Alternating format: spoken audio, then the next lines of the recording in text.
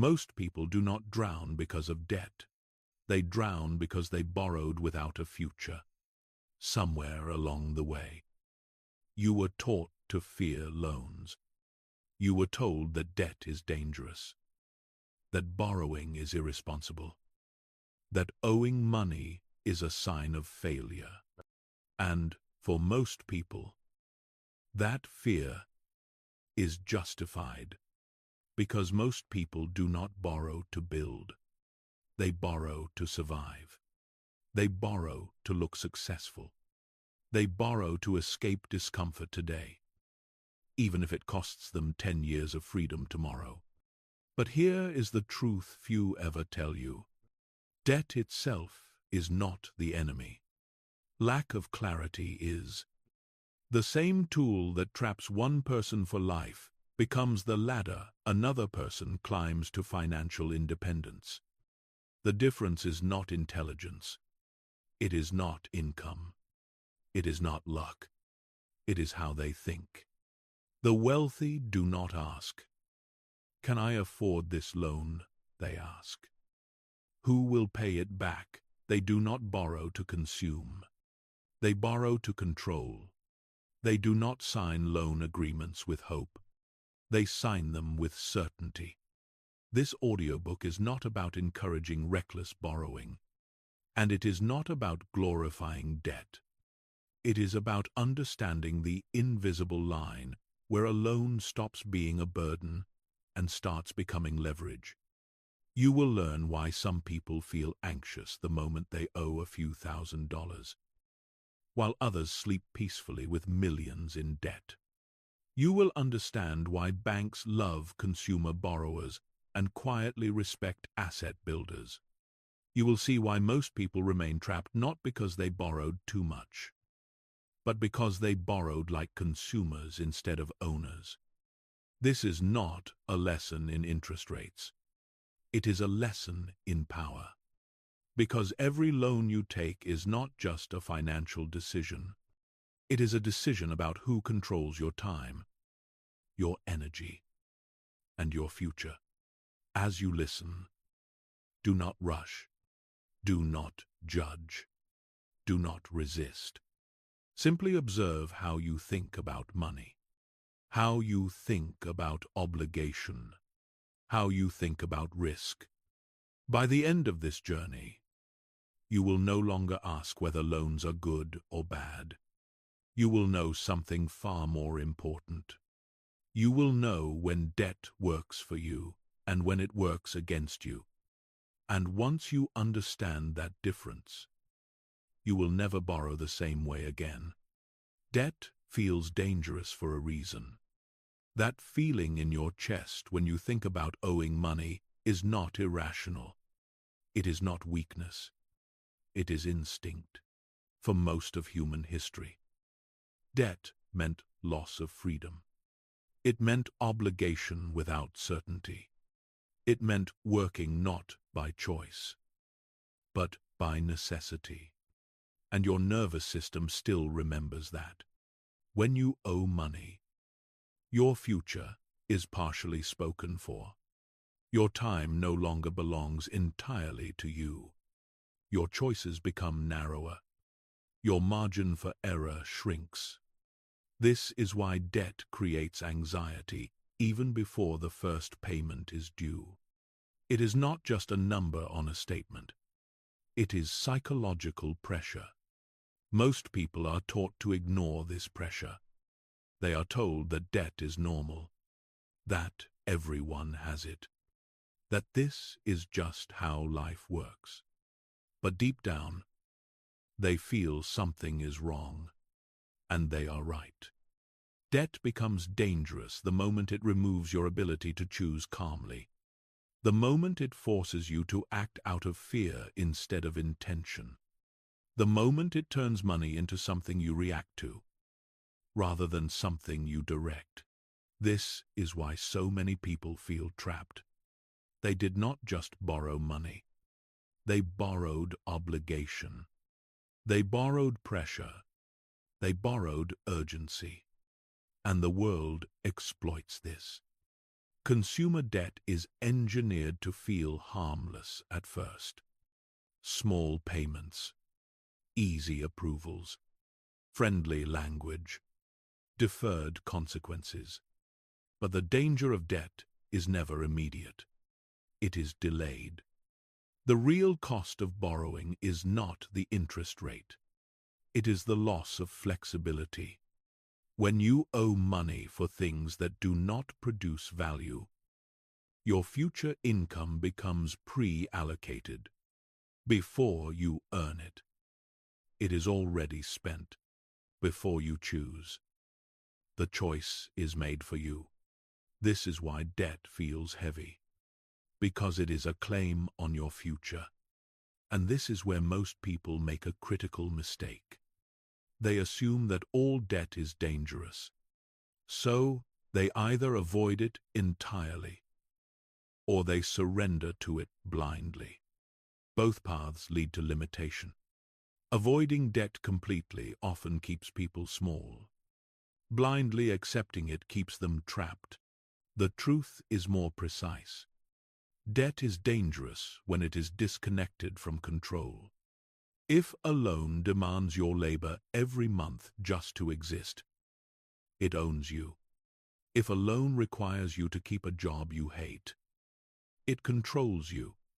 If a loan punishes you the moment your income fluctuates, it dominates you. This is why consumer debt drains people emotionally, not because of the balance, but because of the dependency it creates. You are no longer operating from stability. You are operating from obligation. That constant low-level pressure affects how you think. You become reactive. You avoid risk. You cling to certainty, even when it limits growth. This is how debt quietly shrinks people. But here is the shift most never make. Debt is not dangerous because it exists. Debt is dangerous because of who is responsible for paying it. If you must personally work harder each month just to keep the loan alive, the debt owns you. If the loan is fed directly by your time, your energy, and your stress, it is a leash. This is why the wealthy think about debt differently. They do not ask how much they owe. They ask who pays. They understand something most people never learn. The danger of debt is not the amount. It is the dependency. A loan becomes safe only when it is structurally separated from your survival, when its existence does not threaten your peace, when it does not dictate your daily emotional state. This is why two people can hold the same amount of debt and experience it completely differently. One lies awake at night, anxious, calculating payments, fearing job loss. The other sleeps calmly, focused, undisturbed. The difference is not bravery, it is structure. The first person borrowed without insulation, the second borrowed with buffers, systems, and margins. One borrowed as a consumer, the other borrowed as an owner. Consumers borrow to feel better now. Owners borrow to be stronger later. Consumers borrow to escape discomfort. Owners borrow to expand capacity. Consumers borrow hoping things will work out. Owners borrow knowing exactly how they will. This is why debt should feel dangerous. That feeling is a signal. It is telling you to pause, to examine, to ask better questions. Fear is not the enemy here. Ignorance is. The goal is not to eliminate fear. The goal is to understand what the fear is pointing to. If debt scares you, ask yourself, why? Is it because you do not know how you will pay it back? Is it because it tightens your monthly breathing room? Is it because it depends entirely on your continued effort? If the answer is yes, then the fear is accurate. Debt that relies on your constant effort is fragile. Debt that depends on stable circumstances is risky. Debt that collapses under pressure is a liability. The wealthy do not eliminate risk. They relocate it. They build systems where the risk is absorbed by assets, not emotions, by cash flow, not hope, by structure, not optimism. This is why they respect debt instead of fearing it. They do not romanticize it. They do not avoid it. They design around it. Understanding why debt feels dangerous is the first step toward mastering it. Because once you see the true source of the danger, you stop fighting the wrong battle. You stop trying to eliminate debt entirely. And you stop using it carelessly. You begin asking better questions, quieter questions, more powerful ones. And in the next chapter, you will confront the exact moment where debt stops being a tool and starts becoming a master. That moment is subtle, but once you see it, you can never unsee it. Debt does not enslave you the moment you sign the contract. That is the illusion. The real moment happens later, quietly, gradually, almost invisibly. It happens when your choices begin to shrink. At first, everything feels manageable. The payments seem reasonable. Your income feels stable. Life continues as normal. But then something subtle changes. You stop asking, "What do I want to do?" And you start asking, "What can I afford to risk?" That is the moment debt begins to tighten its grip. Slavery is not always chains. Sometimes it is obligation without flexibility. Sometimes it is responsibility without margin. Debt becomes a master when it dictates your behavior, when it shapes your decisions before you are even aware of it, when it whispers constraints into every choice you make. You stay in a job you have outgrown because the payments demand certainty. You avoid opportunities that feel uncertain, even if they promise growth. You silence ideas not because they are bad, but because they feel risky. Debt does not shout. It nudges. And most people obey without realizing they are obeying anything at all. The moment debt turns you into a slave is not when you owe money. It is when the debt requires your obedience. When missing one paycheck would destabilize your life. You are not free. When an unexpected expense creates panic, you are not in control. When your financial structure cannot absorb shock, you are exposed. This is why so many people live carefully but not intentionally. They are not lazy. They are constrained. Their lives are shaped by invisible boundaries created by obligation. And this is where the illusion of normalcy becomes dangerous. Society has normalized debt so completely that most people no longer recognize captivity when they see it. Monthly payments are seen as a fact of life. Financial stress is treated as adulthood. Anxiety is worn as a badge of responsibility. But none of this is natural. A healthy financial structure expands your choices. A fragile one contracts them. Debt becomes slavery when it removes your ability to say no. No to overtime. No to stress. No to toxic environments. No to paths that no longer serve you. When debt depends entirely on your continued compliance, it owns leverage over you. This is why lenders do not need force. They rely on predictability.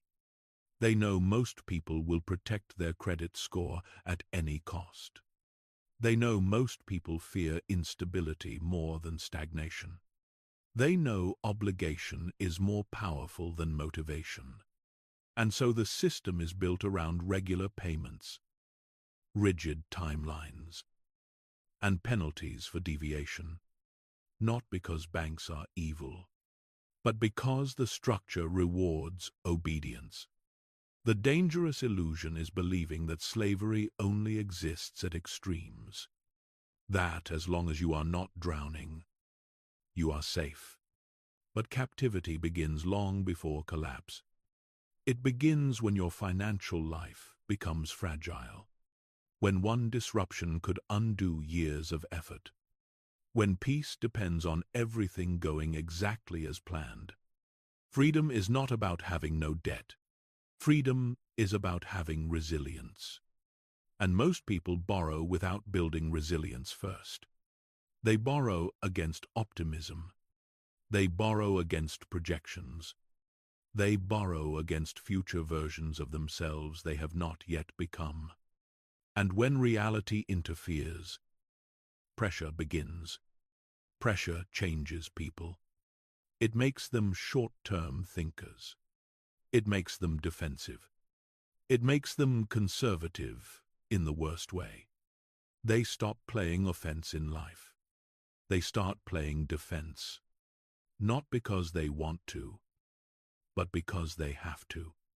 This is the psychological cost of debt slavery. It is not just about money. It is about identity. You stop seeing yourself as a creator. You start seeing yourself as a payer. Your energy shifts from building to maintaining, from expanding to surviving. And survival mode is not where wealth is created. This is why the wealthy are not afraid of debt, but they are terrified of fragility. They understand that debt without insulation is danger. Debt without buffers is control. Debt without systems is exposure. They do not ask how much debt they have.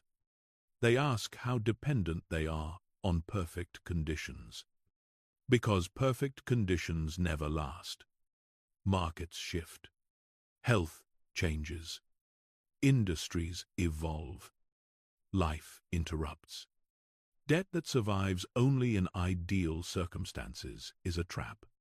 This is why borrowing before building stability is one of the most common mistakes people make.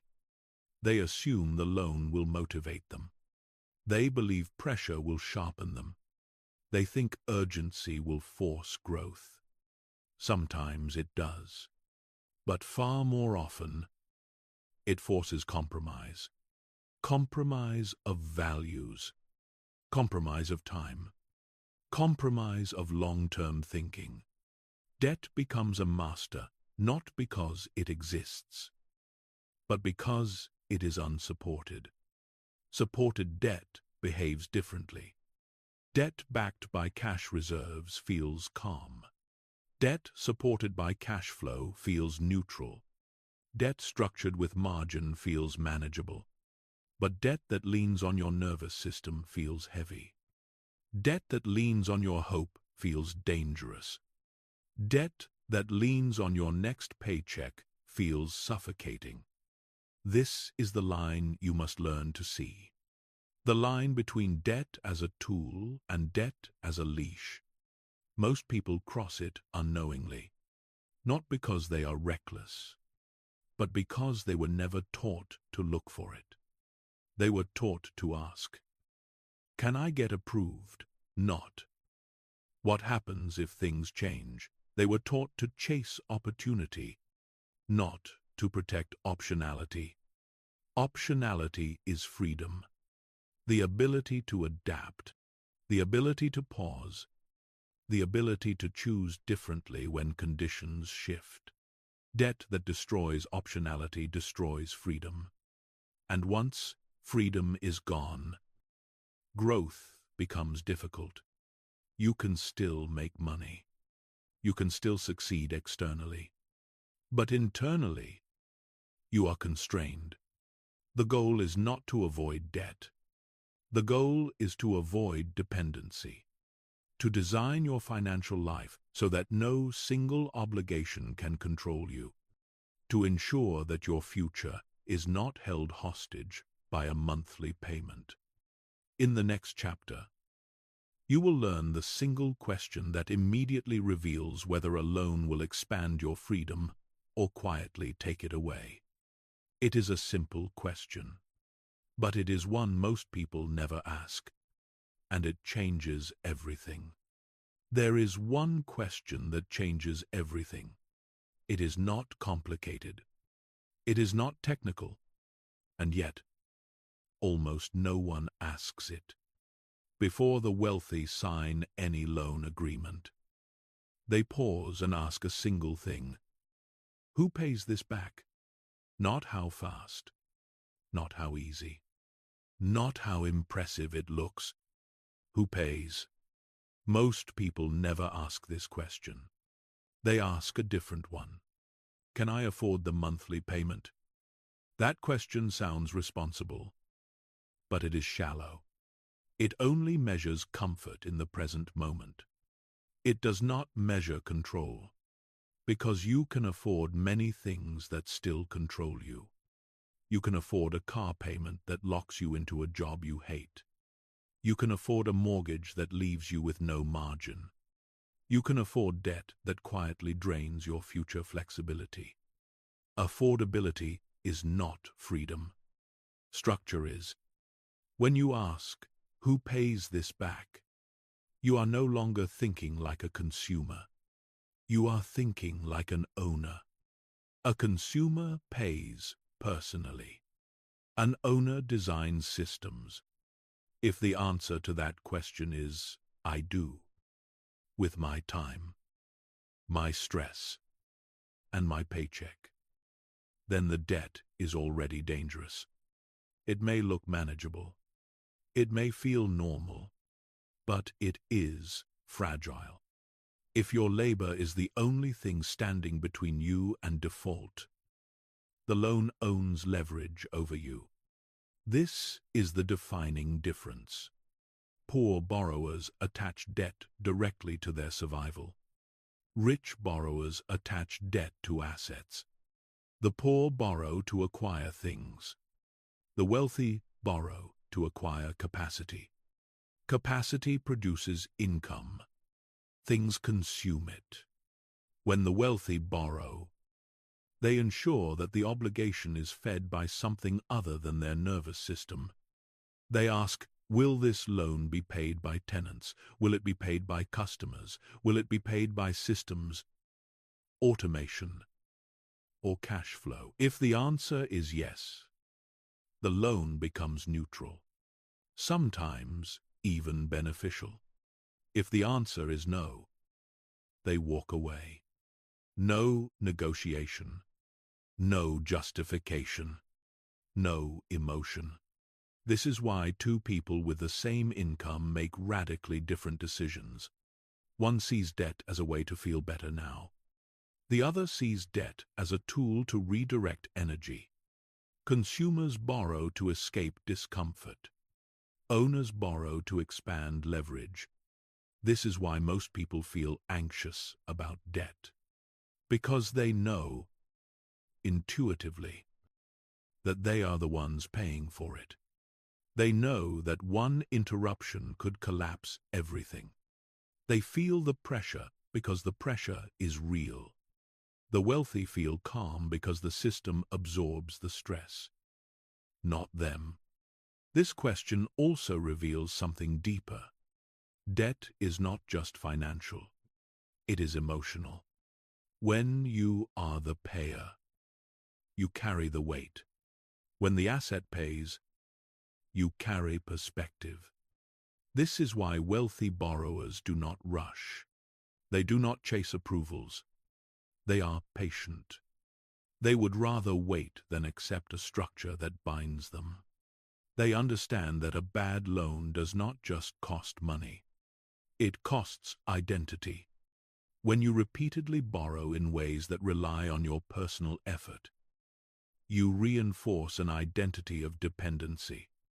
You become someone who must keep working just to maintain equilibrium. This creates a life of maintenance, not momentum.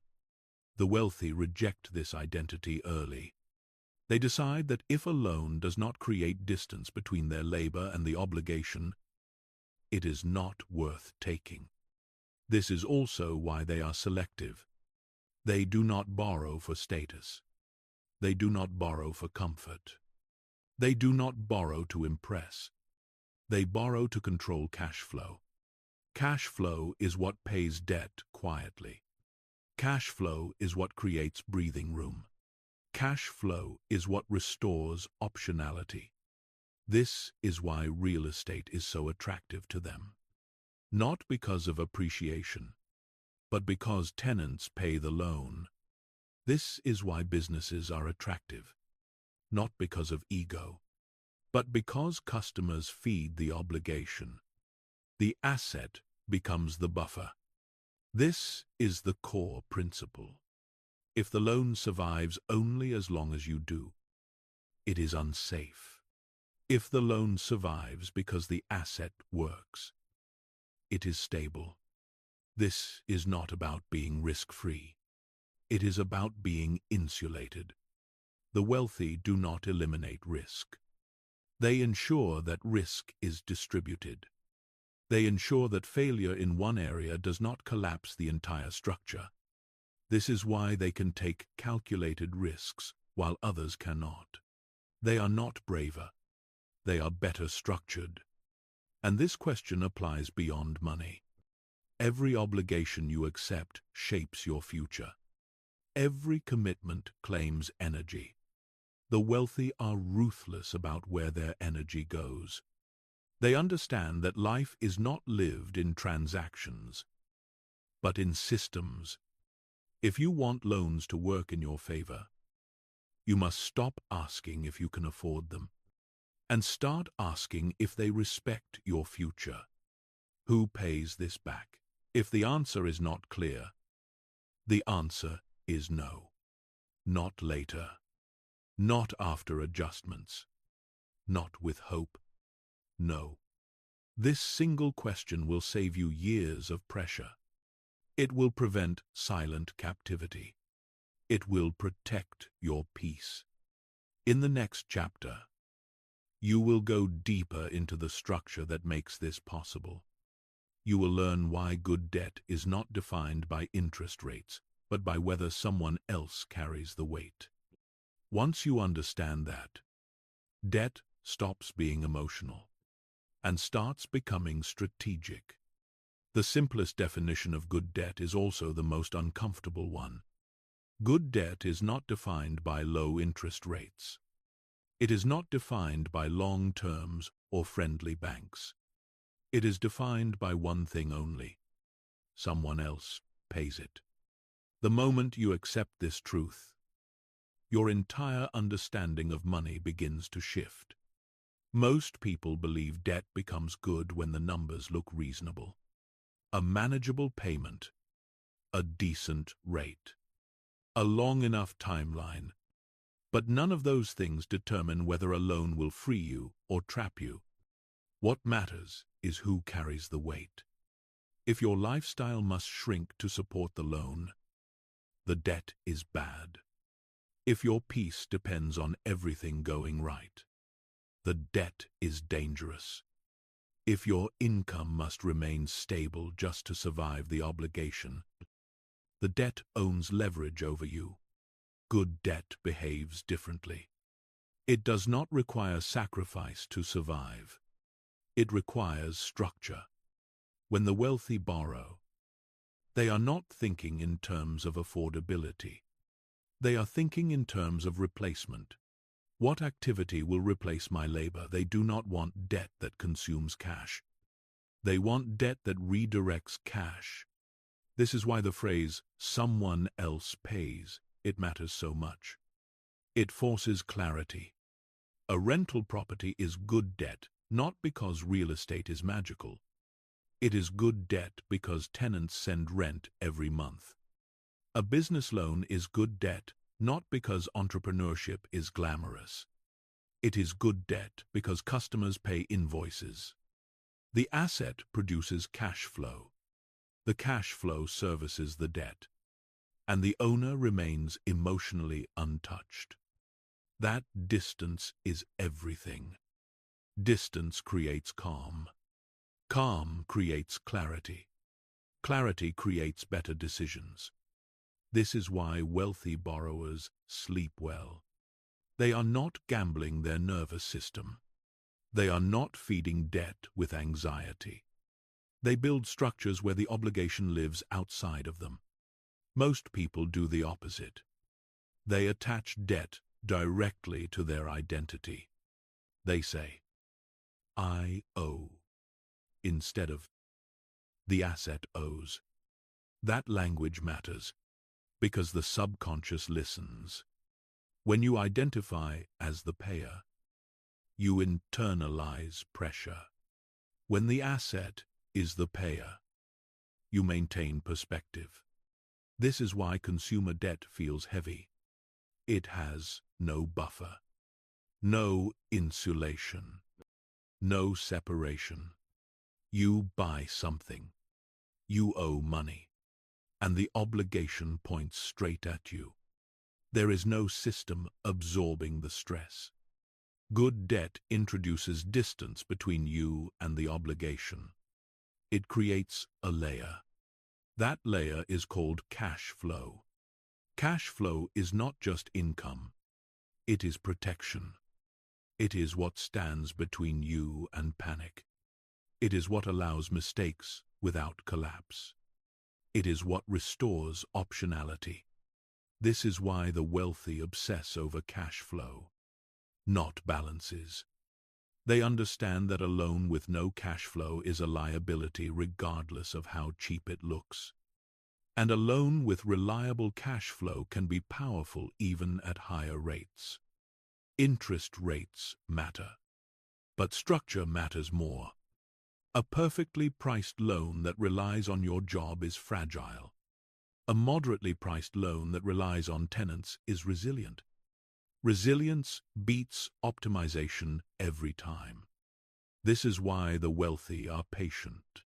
They wait for deals that support themselves. They refuse structures that require constant effort. They understand that wealth is built through systems that function without supervision. This is also why they are cautious. They know that not all income-producing assets are equal. Cash flow must be real, predictable, conservative. They do not assume perfect occupancy. They do not assume perfect customers. They design for reality. Because good debt stops being good the moment the asset cannot carry itself. This is where discipline comes in. You cannot call debt good simply because you want it to be. You cannot label a loan an investment without proof. Hope is not cash flow. Optimism is not income. Excitement does not pay interest. This is why wealthy borrowers analyze boring details. Maintenance, vacancy, downtime, market cycles. Not because they are pessimistic, but because they respect leverage.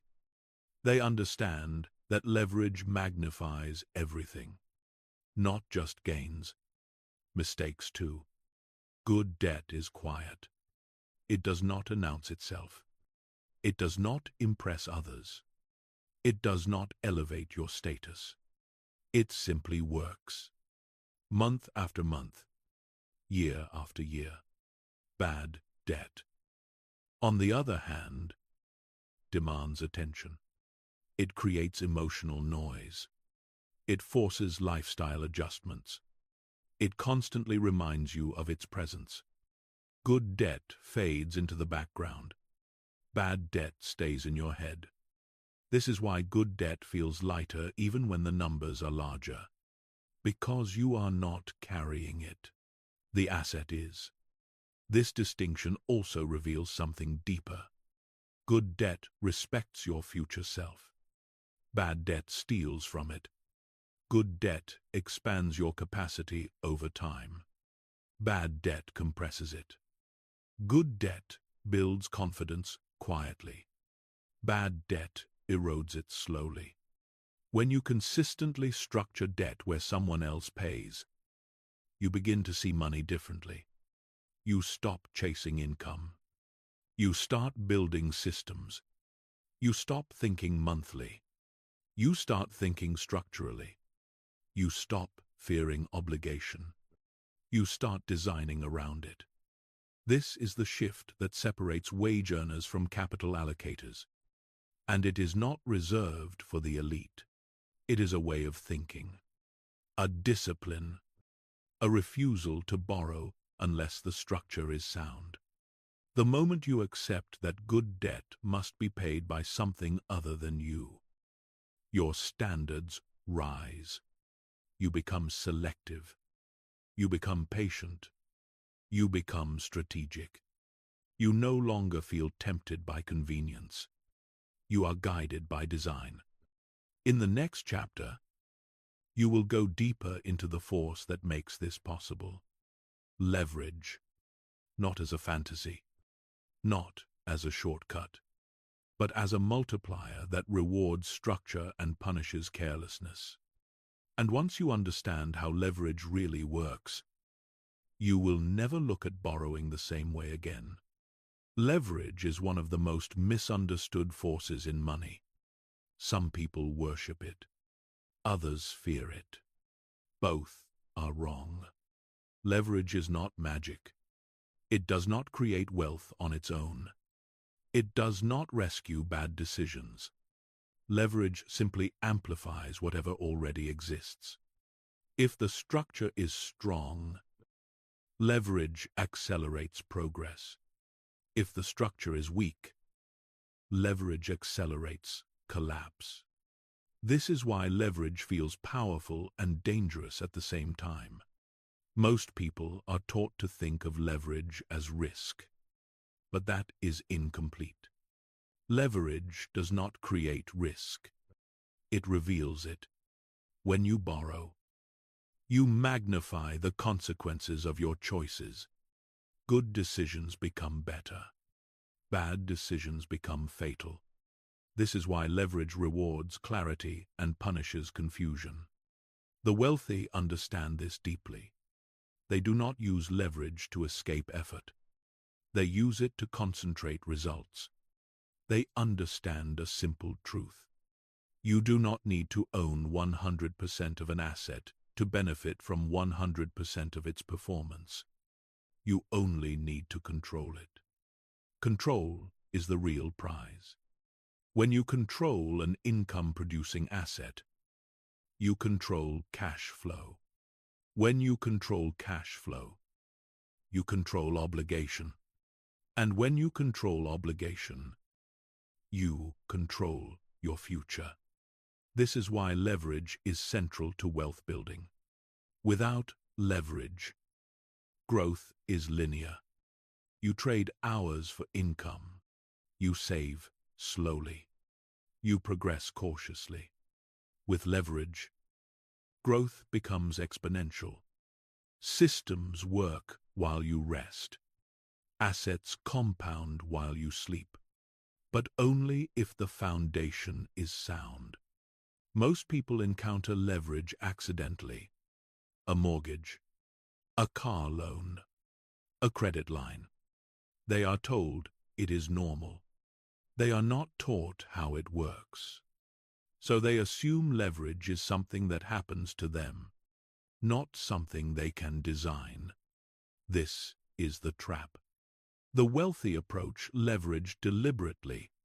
They ask questions before they borrow. Does this asset produce income? Is that income predictable? Is it resilient under pressure? Does it comfortably exceed the cost of the debt? If the answer is no, leverage is rejected. Not debated. Not justified. Rejected. Because leverage does not forgive optimism. Optimism is not a buffer. Hope is not a margin of safety. Leverage requires space. Space between income and expense. Space between obligation and survival. Space between pressure and panic. This is why the wealthy never push leverage to the limit. They leave room. They understand that the purpose of leverage is not speed. It is sustainability. A highly leveraged structure with no margin is fragile. A moderately leveraged structure with strong buffers is resilient. Resilience compounds. Fragility collapses. This is where most people misunderstand leverage. They think leverage is about borrowing as much as possible. It is not. It is about borrowing only as much as the system can carry without you. The moment leverage requires your constant attention, it has failed. This is why good leverage feels boring. It does not demand excitement. It does not require constant monitoring. It does not create adrenaline. It simply works. The bank is paid. The asset operates. The owner observes. Bad leverage feels exciting at first. Fast approvals, big numbers, ambitious projections. But excitement is often a warning sign. When leverage feels thrilling, it is usually because risk is being ignored. The wealthy do not chase thrill. They chase repeatability. They want structures that can survive boredom, not just brilliance. This is also why they respect time. Leverage unfolds over years, not weeks. It compounds quietly. It rewards patience. The impatient misuse leverage. They stack obligations. They compress margins.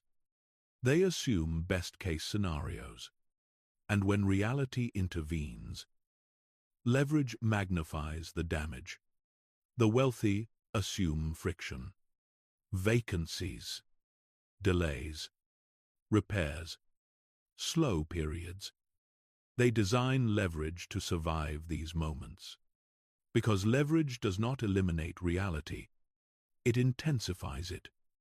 Another misunderstanding is believing leverage replaces discipline. It does not. Leverage demands discipline. You must manage cash flow. You must maintain reserves. You must monitor performance. Leverage without discipline is gambling. This is why the wealthy combine leverage with systems, budgets, controls, rules, not because they are fearful, but because they are precise. Precision is power. When leverage is used correctly, something important happens. Your personal effort becomes less relevant. You are no longer the engine. You are the architect. This is the true freedom leverage offers. Not escape from work, but escape from dependency. Your income no longer collapses if you pause. Your progress does not stop if you rest. The system continues. This is the difference between workers and owners. Workers must be present. Owners must be correct. Leverage rewards correctness. This is why the wealthy are obsessed with structure. They know that once leverage is in place, small errors scale quickly. So they eliminate error early. They plan conservatively. They borrow deliberately. They expand gradually. This patience looks boring from the outside, but it is devastatingly effective over time. Leverage also teaches humility, because it reminds you that control is temporary. Markets change. Costs rise. Conditions shift. The wealthy never forget this. They treat leverage as a tool, not an identity. They are willing to reduce it, They are willing to walk away. They do not confuse growth with ego. This humility protects them, because leverage does not care about pride. It only responds to numbers. When used correctly, leverage becomes invisible. You stop noticing it. You stop fearing it. It becomes part of the background structure supporting your life. That is the goal. Not dramatic wins, not fast growth, but quiet inevitability. In the next chapter, you will confront the discipline that makes leverage sustainable. Because leverage without discipline is temporary, and discipline without leverage is slow. But when the two work together, progress becomes unstoppable. There is a rule about debt that is rarely explained clearly, not because it is complicated, but because understanding it shifts power away from institutions and back to the individual. This rule does not appear in loan brochures. It is not emphasized by bankers, and it is almost never discussed in schools. Yet it quietly determines who becomes wealthy through borrowing and who becomes trapped by it. The rule is simple. Debt only works in your favor when three forces move together: the spread, inflation, and time. Miss one of them, and the loan begins working against you. Most people focus only on interest rates. They believe that lower rates equal safety, and higher rates equal danger. This is an incomplete picture. Interest rates matter, but they are not the deciding factor. The real question is not how expensive the money is. It is whether the money produces more value than it costs. This difference is called the spread. The spread is the gap between what your debt costs you and what your asset earns for you. When the spread is positive, debt becomes leverage. When it is negative, debt becomes extraction. This is where most people fail. They borrow without calculating the spread. They borrow based on emotion, optimism, or convenience. They assume effort will compensate for bad structure. It never does. A loan with a negative spread quietly drains energy, focus, and time. Every month, it demands payment without producing anything in return. This is why consumer debt feels heavy. It does not generate cash flow. It consumes it. In contrast, a loan with a positive spread feels different. It breathes. The asset attached to it contributes. It shares the burden. This is why investors can hold large amounts of debt without anxiety. Their assets participate in repayment, but the spread alone is not enough. The second force is inflation. Inflation is often framed as an enemy. Rising prices, decreasing purchasing power. But to the disciplined borrower, inflation is a silent ally. When you lock in long-term, fixed-rate debt, you freeze your cost of money in today's dollars. Over time, those dollars lose value. Your payment stays the same, but your income and asset values adjust upward. This means you are repaying your loan with cheaper money each year. Inflation quietly reduces the real weight of fixed debt. This is why long-term fixed loans are powerful when attached to income-producing assets. The asset rises with inflation. The debt does not. The gap widens in your favor. Savers lose purchasing power. Owners with fixed debt gain leverage. This is not theory. It is arithmetic. Yet most people never experience this benefit. Why? Because they borrow without structure. They borrow short-term. They borrow variable rate. They borrow for consumption. In these scenarios, inflation works against them. Costs rise. Payments increase. Income stays flat. Debt becomes suffocating. The same force that enriches one borrower crushes another. The difference is positioning. The third force is time. Time is the most underestimated variable in finance.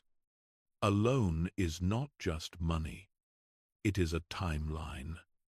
Every month you hold debt. Interest accrues. But so does asset performance. Time magnifies structure. If the structure is sound, time compounds wealth. If the structure is flawed, time compounds stress. Banks understand this deeply. That is why they design products that extend time.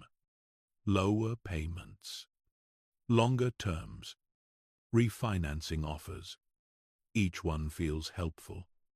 Each one increases total interest paid. This is the refinancing illusion. People feel relief because payments drop. They feel smarter because rates fall. But they ignore the timeline. They reset the clock. They trade short-term comfort for long-term cost. The bank wins quietly. The borrower feels lighter now, and heavier later. This is why lower payments are psychologically seductive. They reduce pressure. They increase flexibility. But they also reduce urgency. And urgency is what drives freedom.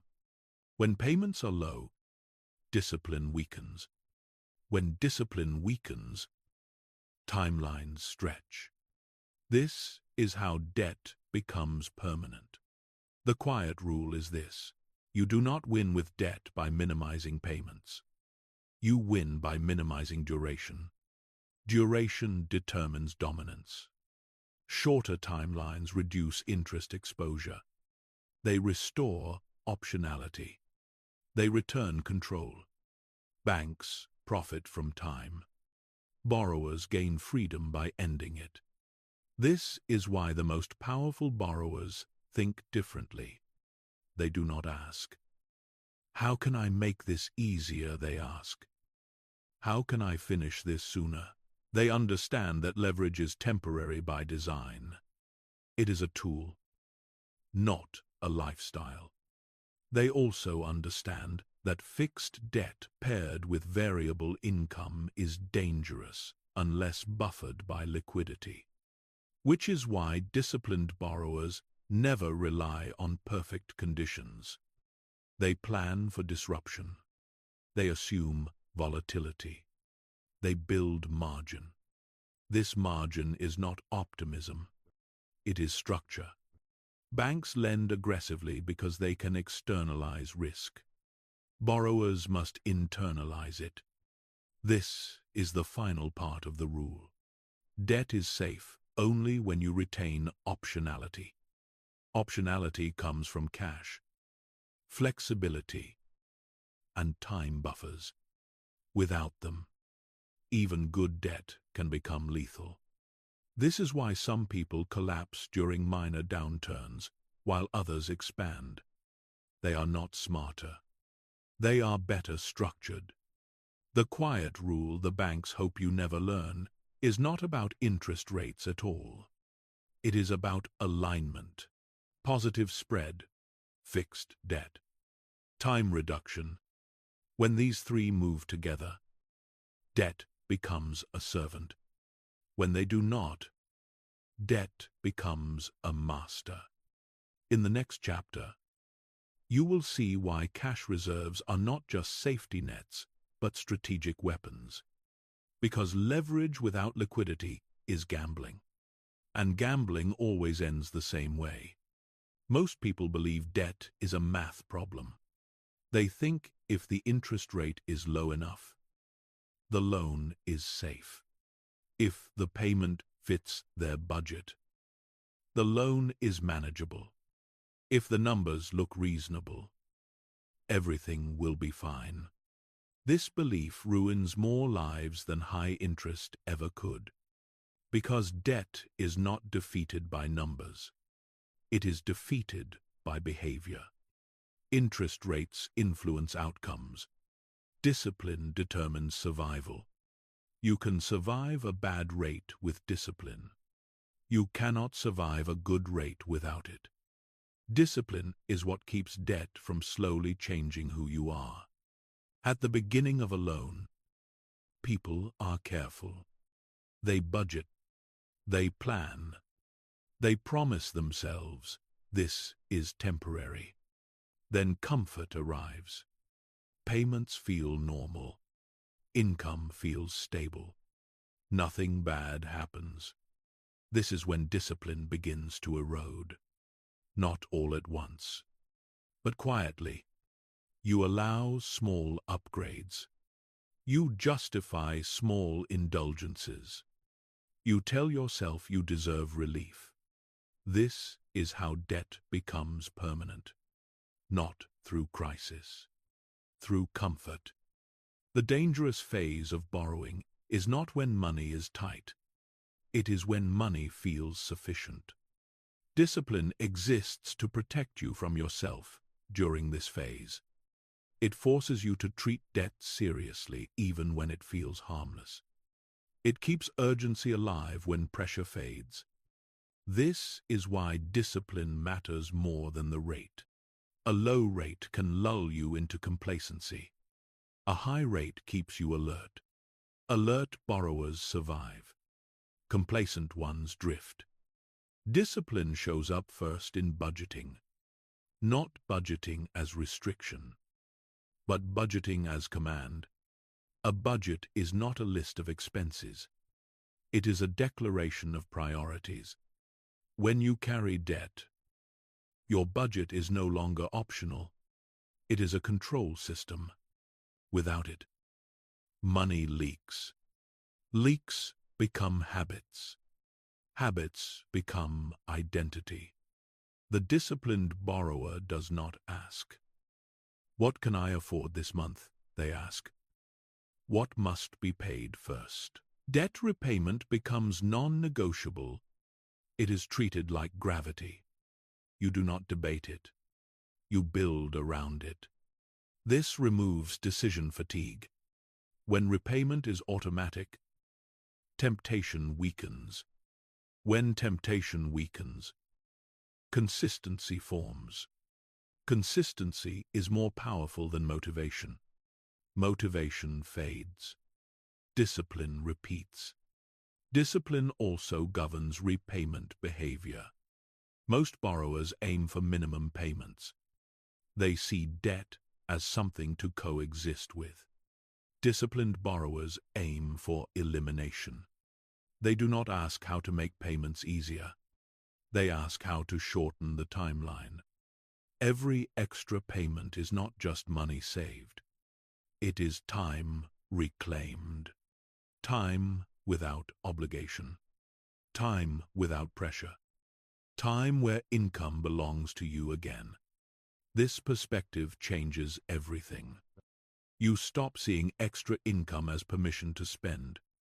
You see it as leverage to escape. Raises, bonuses, unexpected cash are not rewards. They are weapons. Disciplined borrowers deploy them immediately. They attack the principal. They delete future interest. This behavior looks boring from the outside, but boredom is freedom in disguise. Discipline also protects your psychology. Debt creates mental noise. Statements, balances, due dates. Without discipline, this noise becomes stress. Stress becomes anxiety. Anxiety clouds judgment. Disciplined borrowers eliminate uncertainty. They know exactly where they stand. They track progress. They see momentum. Momentum replaces fear. Fear fades when you see the end. This clarity allows disciplined borrowers to sleep peacefully, even with debt, because they are not guessing. They are executing. Interest rates cannot provide this peace. Only discipline can. Discipline also shields you from lifestyle creep. Lifestyle creep is the silent killer of wealth. Income rises. Spending follows. Debt stays. You feel richer but remain trapped. Discipline freezes lifestyle, not permanently. Strategically, you choose delay over display. You choose structure over status. This is not deprivation. It is sequencing. You delay consumption so that future consumption is effortless. Discipline understands timing. Now is not forever, but forever is shaped by now. This is why disciplined borrowers rarely regret restraint, but undisciplined borrowers always regret indulgence. Discipline also prepares you for volatility. Markets shift. Income fluctuates. Life interrupts. The disciplined borrower expects disruption. They plan for it. They keep margins. They avoid fragile structures. They do not live at maximum capacity. This margin is invisible strength. It turns crises into inconveniences. Interest rates cannot create margin. Discipline does. This is why banks respect disciplined borrowers more than clever ones. Clever borrowers optimize. Disciplined borrowers endure. Endurance builds credibility. Credibility unlocks future leverage. Better terms. Better access. Better control. This is the long game. Discipline compounds. The habits you build while carrying debt do not disappear when the debt is gone. You continue budgeting. You continue directing surplus.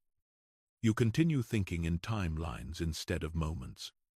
This is how debt becomes training, not trauma. Those who lack discipline are scarred by debt.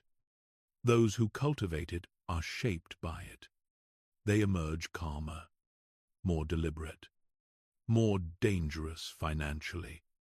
This is the quiet truth. Interest rates affect the math. Discipline governs the outcome. And without discipline, every loan eventually takes control. In the next chapter, you will see why discipline alone is not enough.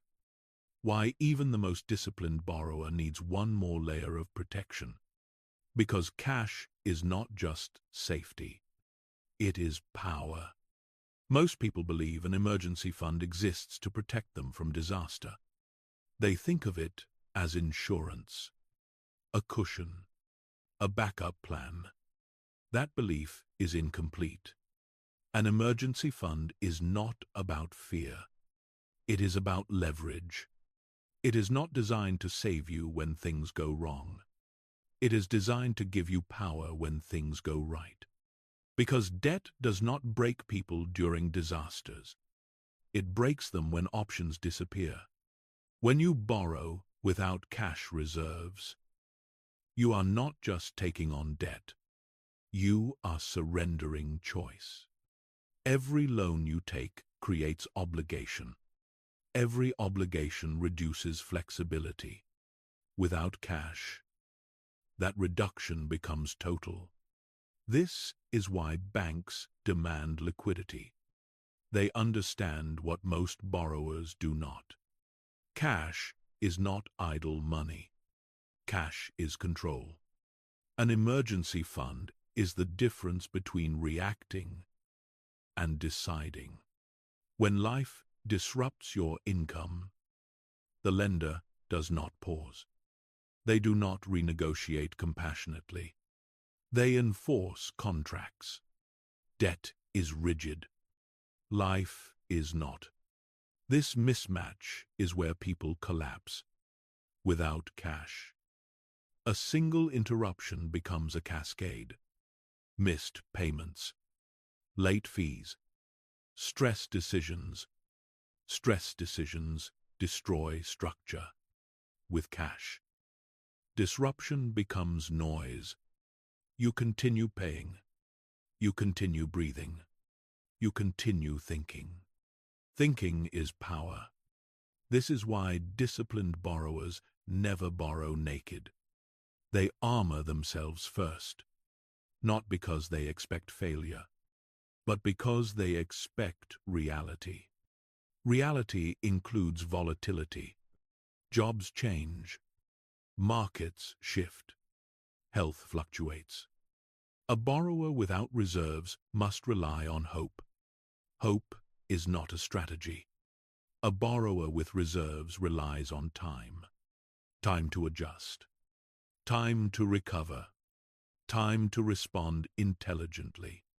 Time neutralizes panic. This is why emergency funds are not passive. They are active leverage. They allow you to say no. No to refinancing traps. No to predatory credit. No to selling assets at the worst moment. Without cash, desperation negotiates for you. And desperation never negotiates well. This is the quiet trap. People borrow first and promise to build reserves later. Later never comes. Because debt absorbs surplus. Payments consume margin. Life fills the gaps. This sequence guarantees fragility. The correct sequence is uncomfortable. Cash first. Debt second. This requires patience. Patience most people avoid. But patience is cheaper than regret. An emergency fund changes how you experience debt psychologically. You stop feeling hunted by due dates. You stop fearing mail notifications. You stop reacting emotionally. You gain calm. Calm restores clarity. Clarity improves decision-making. This is why cash-rich borrowers behave differently. They negotiate better terms. They walk away more easily. They refuse bad deals without anxiety. Because they are not cornered. A borrower without cash accepts terms. A borrower with cash chooses them. Choice is power. This is why banks prefer borrowers with reserves. Not because they need the money, but because reserves signal behavior. They signal discipline, restraint, foresight. These traits reduce risk. Risk determines pricing. Cash lowers perceived risk. Lower risk improves leverage. This is how liquidity quietly amplifies borrowing power. But the most important role of an emergency fund is not external. It is internal. It protects your identity. Debt has a way of creeping into how people see themselves. They begin thinking monthly instead of strategically. They optimize survival instead of growth. Cash interrupts this shift. It reminds you that you are not fragile, that you are not dependent, that you are not desperate.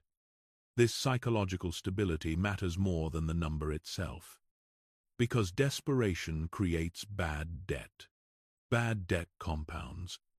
Cash stops that cycle before it starts. It keeps you from borrowing to cover borrowing. This is the spiral most people never escape. They borrow to survive payments, then borrow again to survive life. Eventually, debt is no longer a tool. It is the environment. Cash prevents this environment from forming. This is why an emergency fund should never be invested aggressively. It should not chase returns. Its job is not to grow. Its job is to exist, reliably, immediately, without friction. Liquidity beats yield in this role, because access matters more than growth. You do not need your emergency fund to perform. You need it to respond. And response speed is everything. The size of the fund is not about fear. It is about runway. Runway gives you options. Options restore dignity. Dignity prevents compromise. This is why borrowers with reserves rarely panic.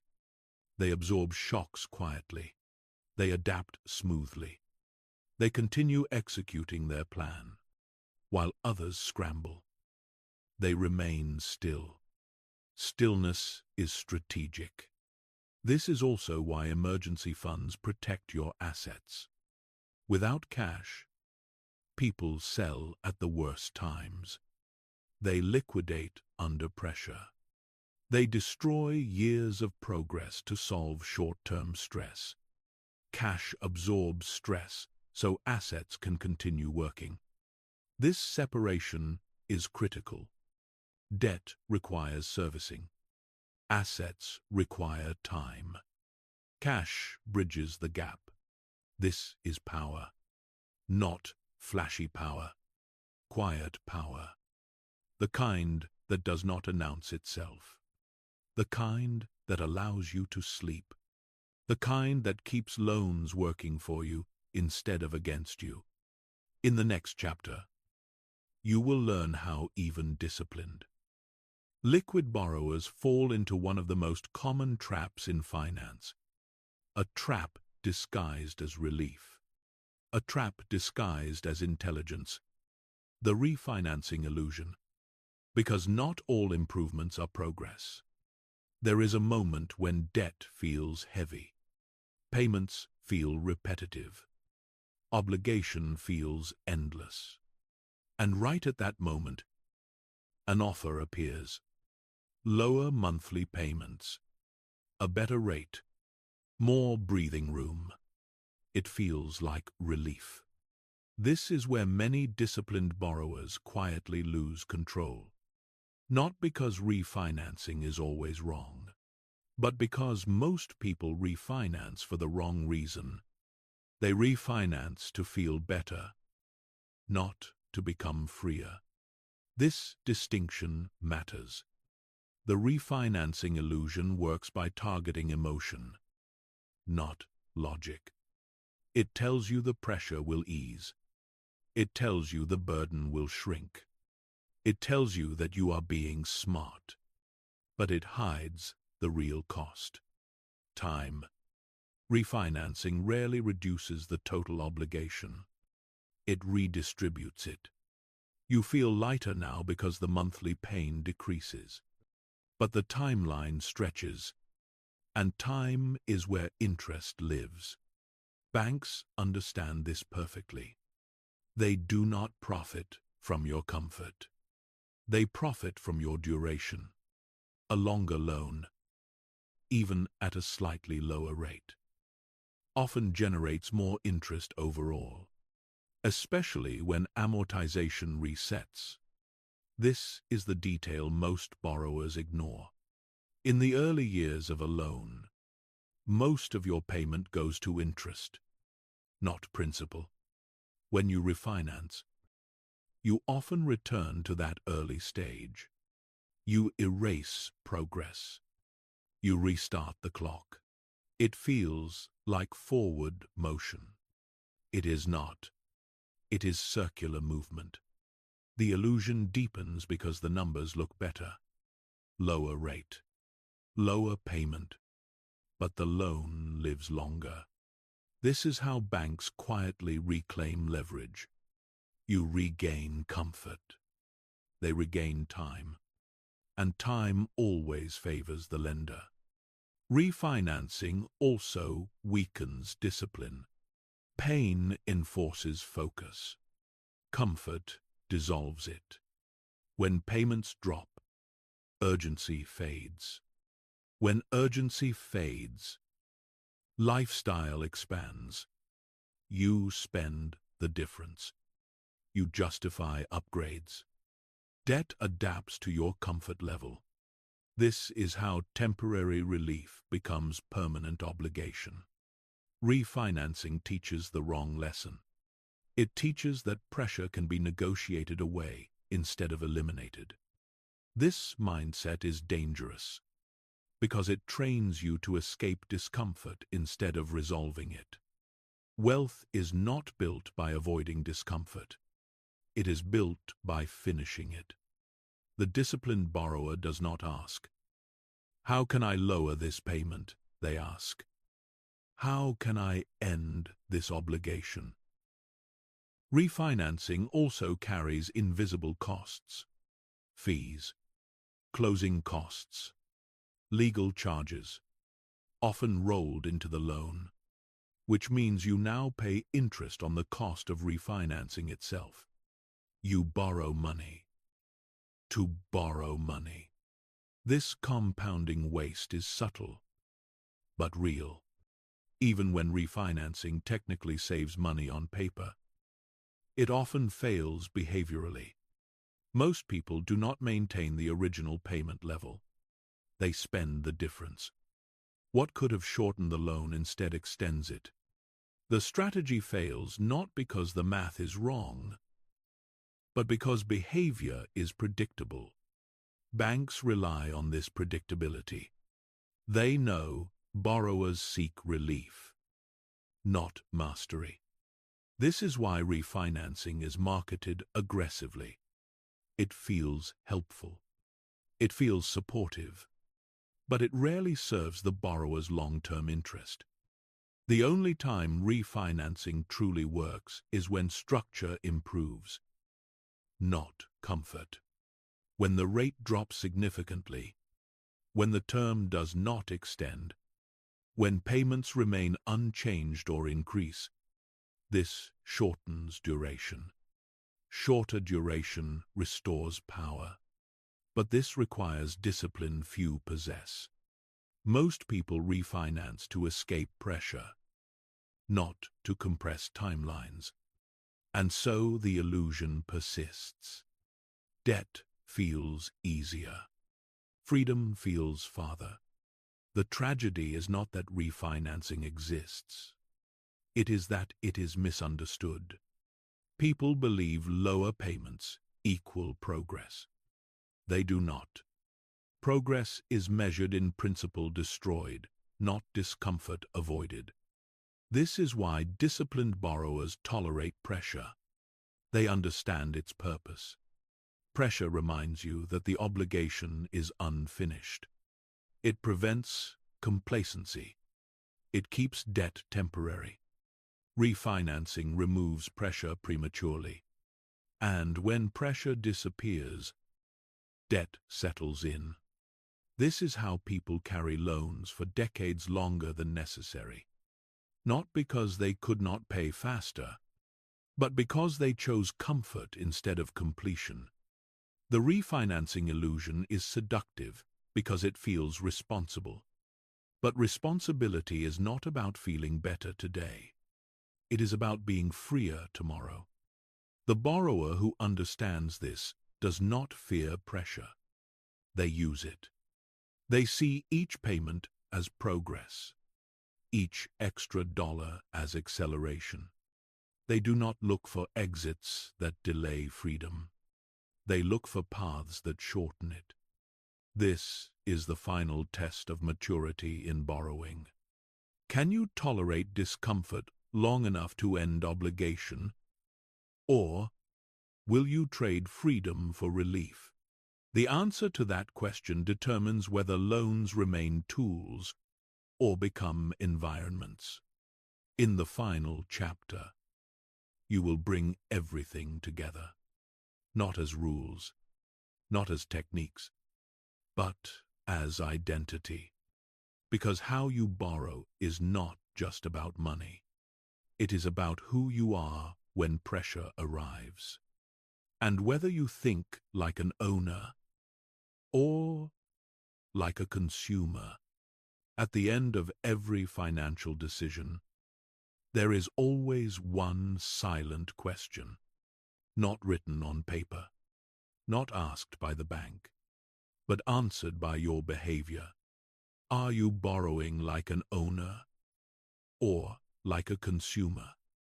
This is the final distinction. And once you see it clearly, you cannot unsee it. A consumer borrows to feel better now. An owner borrows to be stronger later. A consumer asks what they can get. An owner asks what they can control. A consumer measures success by comfort. An owner measures success by position. This difference is not about income. It is not about intelligence. It is about identity. Consumers experience debt emotionally. Owners experience it structurally. Consumers feel pressure and seek relief. Owners feel pressure and seek resolution. This is why the same loan destroys one person and builds another. Consumers borrow to extend lifestyle. Owners borrow to extend leverage. Consumers sign contracts hoping things work out.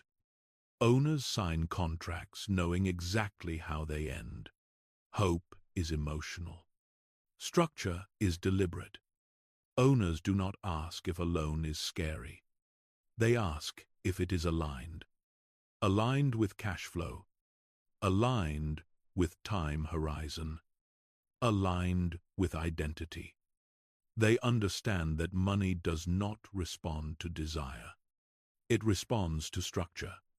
And structure follows identity. When you borrow like an owner, your behavior changes automatically. You stop asking, "Can I afford this payment?" and start asking, "What pays this back?" You stop optimizing for monthly comfort and start optimizing for total control. You stop chasing lower payments and start compressing timelines. You stop seeing debt as something to carry and start seeing it as something to finish. This shift is subtle, but it is permanent. Owners do not build their lives around loans. They build loans around their lives. They design debt to be temporary, specific, and purposeful. Every dollar borrowed has a mission. Every obligation has an exit. Nothing is vague. Consumers accept vagueness. Owners reject it. This is why owners sleep well with debt, not because they owe less, but because they understand more. They know where the loan fits. They know what supports it. They know what ends it. They are not guessing. This clarity eliminates fear. Fear comes from uncertainty. Certainty comes from structure. Owners also understand that discipline is not a phase. It is a permanent trait. They do not relax discipline when things improve. They intensify it. They know success attracts temptation, and temptation destroys leverage. This is why owners remain boring longer than others, but finish earlier.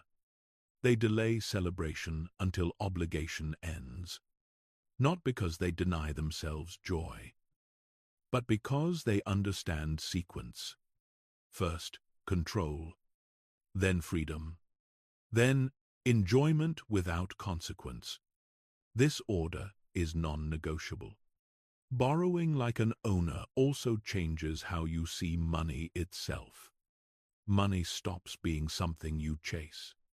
It becomes something that responds to consistency, responds to structure, responds to alignment. This is why wealth often arrives quietly, not as a windfall, but as stability. Payments disappear. Pressure fades. Options expand. Suddenly, money listens.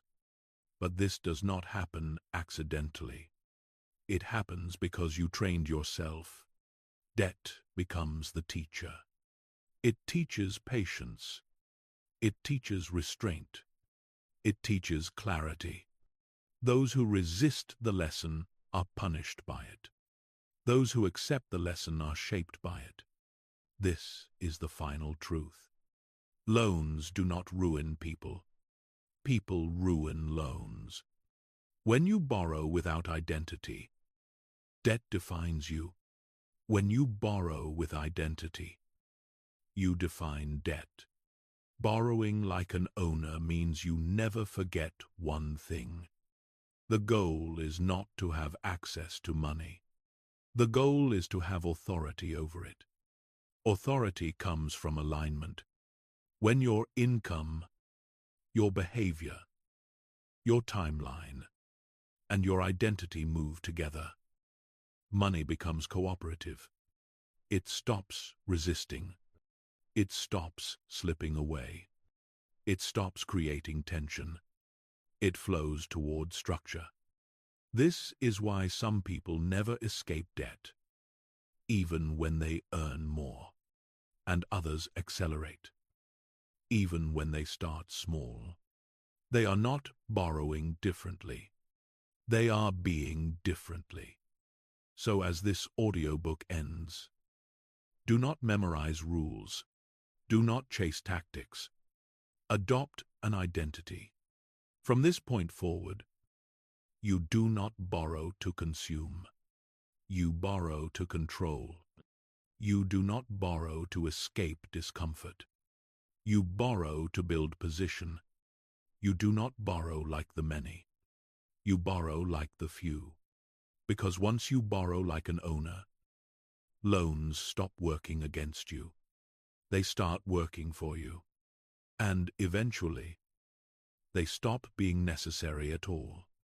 That is financial sovereignty. And now, you know how to build it. At this point, nothing you heard was meant to excite you. It was meant to steady you. Because real financial power does not arrive with noise. It arrives with clarity. You have not just learned how loans work. You have learned how you work when pressure is present. You now understand why debt breaks some people and sharpens others. You understand that borrowing is never just a financial act. It is a behavioral decision, an identity decision. From this moment forward, you no longer need to fear loans, and you no longer need to glorify them. You simply see them for what they are. Temporary tools, designed to serve structure, never emotion. If you listened carefully, you may notice something subtle inside you right now. A calm, a grounded awareness. That is the sound of confusion leaving. Wealth is not built by rushing. It is built by alignment. Alignment between patience and pressure, between discipline and opportunity, between who you are and how you move money. And once alignment is present, inevitability follows. If this audiobook helped you think more clearly, feel more stable, or see money with less fear and more authority, take one small action, like this video. Subscribe to the channel, not for algorithms, but as a commitment to yourself. This channel exists for people who grow quietly, who think long-term, who choose structure over shortcuts. If you want to continue this journey, the next audiobook waiting for you will deepen this foundation. Because controlling money is not the end. It is the beginning. And as always, listen slowly, let it settle, and return when you are ready for the next level. Good night.